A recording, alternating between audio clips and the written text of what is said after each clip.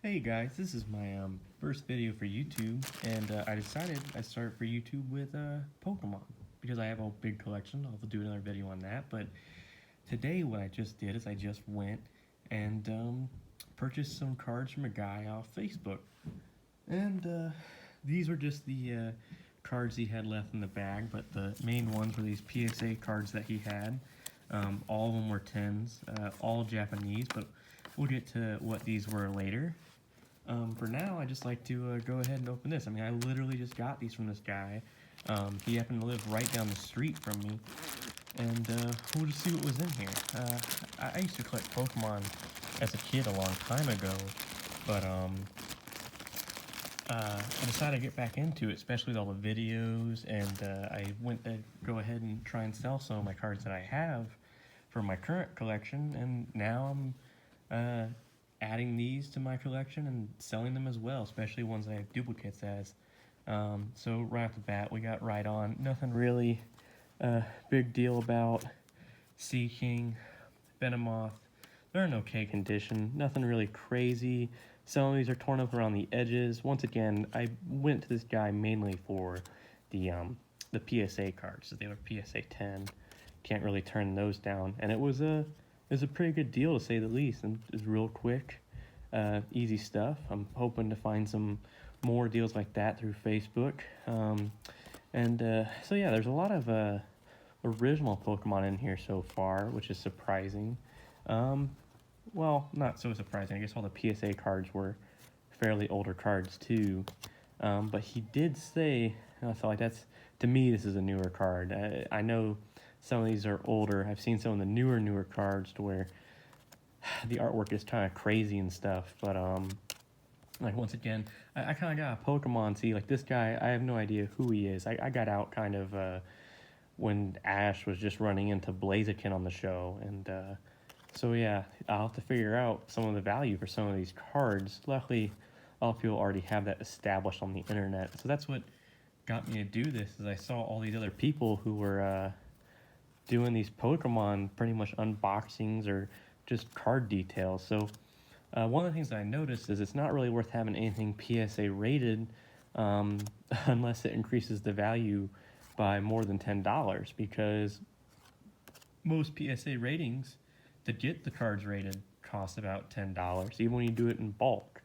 And you're going to be waiting quite a long time. So my advice for when you go to sell things, if the rating of the card doesn't increase the value of the card by at least $10, even then you're going to want more than $10 for your value increase. It's not really worth it. That's just me.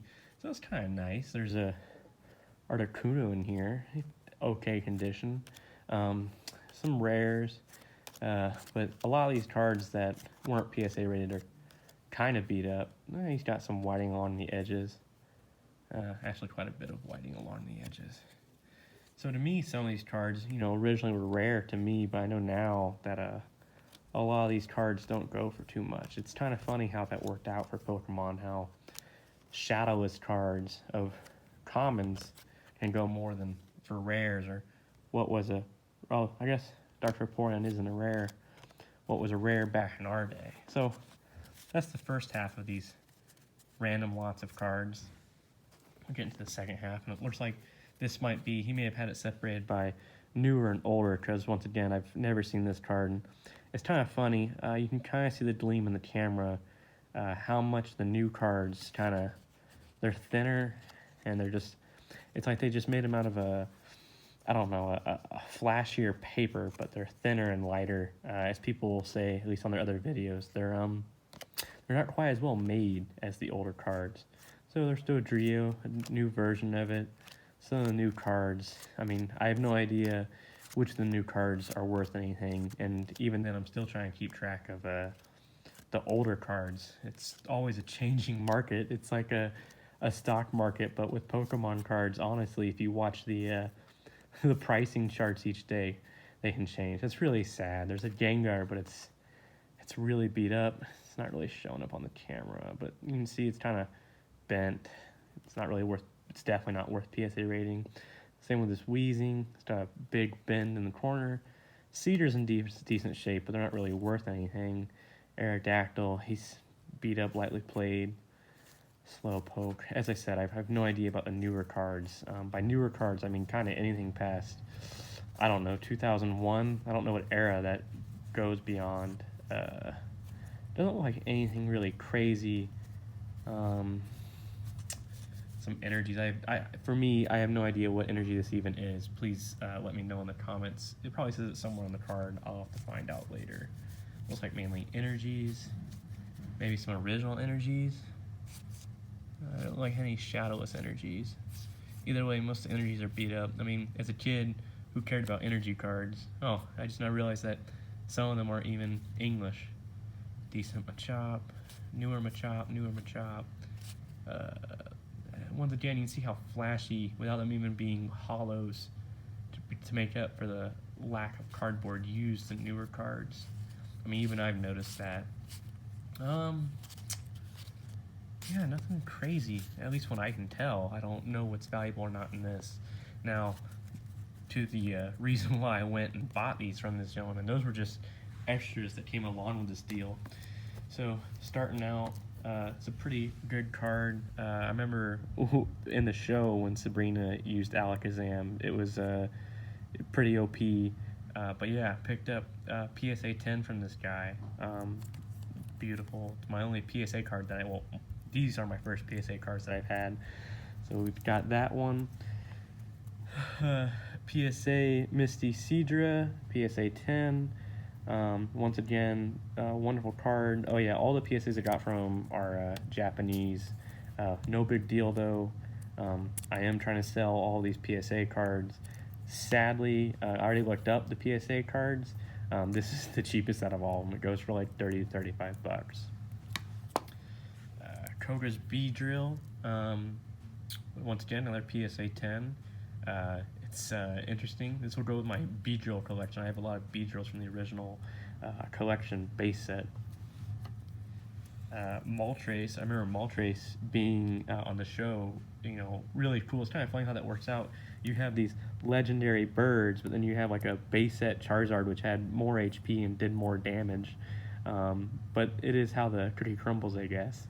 But yeah, it's Team Rockets as a gym coach for Moltres. This is, from what I could find, the most valuable out of all the PSA cards that I got from this guy. Yeah, just I think for alligator. I don't know if they spelled it right though, because one, it's in Japanese, but I saw online a lot of them were like this. But I think they might do that to save room. Maybe not. I'm looking at the Moltres here, and there's definitely more text line than this, but it's interesting to say the least. Also a premium file. I don't know what that counts for. The other thing I noticed that was interesting is that the PSA, when he had the Moltres done, was done at I believe, older times. This is what I've seen in all the newer PSA ratings, and this one doesn't have a QR code, and QR codes came out in like the 2010s, maybe a little bit earlier. So yeah, it was actually rated at an older time, maybe when it first came out. Maybe the original person who owned this card was a straight up card collector. Got a Meganium. Yeah, so that was really interesting. You'll see in a second.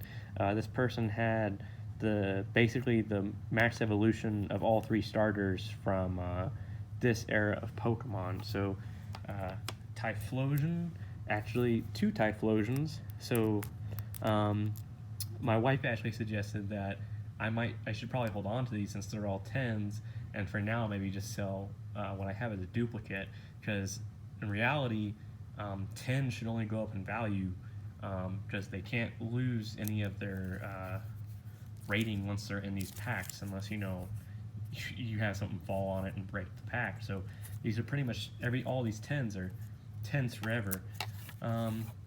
So I mean, I guess that's my advice. My advice is if you do get a card rated and you're not hurting on money, hold on to it if it's a 9 or above, especially depending on its collectability. These are still fairly old cards. So this one's from 1999, and some of these were from 1998. Like this Moltres is from 1998. So they're already pretty old. They're over 20 years old, and they'll be 10s forever as long as something doesn't happen to them. So, as I said, Pokemon's like a stock market, but at the same time, it's like a fine resource. It's like gold, because over time there becomes less and less of them, especially these older cards. The newer cards, they're not worth as much. Just people are just hunting them down and trying to save them because they're hoping the same thing will happen, and they've kind of missed the wave. The only time cards are worth a lot is if they're purposely already limited when they come out, and the playability. A lot of older cards compared to newer cards really aren't playable, but it is what it is. I might do a little bit of a video on that versus the newer cards versus the older cards. There is one little trick that I don't think anyone ever caught on to as a kid, that made one card that I know of super OP. But yeah, this is my first video, and I'm hoping to do some more unboxing videos and show you what's left in my collection. I haven't sold too many yet, so hopefully I can do a video before those start rolling off, and hopefully I can do a video with the PSA rating.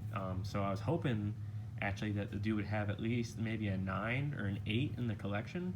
I know it's a little silly. The reason why is I wanted to see what a 9 or 8 looked like PSA rated, so I could figure out which cards are worth sending. Because as I said, you don't want to send a card that isn't going to be worth more. You don't want to pay $8 to $10 on a PSA rating, which you only get, one, if you're a PSA member, which is a little bit of money, and then two, if you're sending it in bulk. So usually you have to send, I think, 50 cards, and I think it's like $8 or $10 per card. So it's going to cost you $400, $500 to send a set of cards, and then you have to wait like 3 months. This is all from what I learned by watching others. I can't wait to send some of my cards. I'm probably going to do the gold member version of PSA, so I can get 6 cards I can have rated and see how they come out. Of course, I'm going to send my cards that I think should be between 9s and 10s, and cards that will actually jump up in value based on their rating. So yeah, until I get maybe another thing of cards from someone on Marketplace or a good deal on eBay, this will probably be a little while before I make another video, and maybe I'll make some videos just talking about the cards. So I don't care if you subscribe or not, I'm just doing this for fun.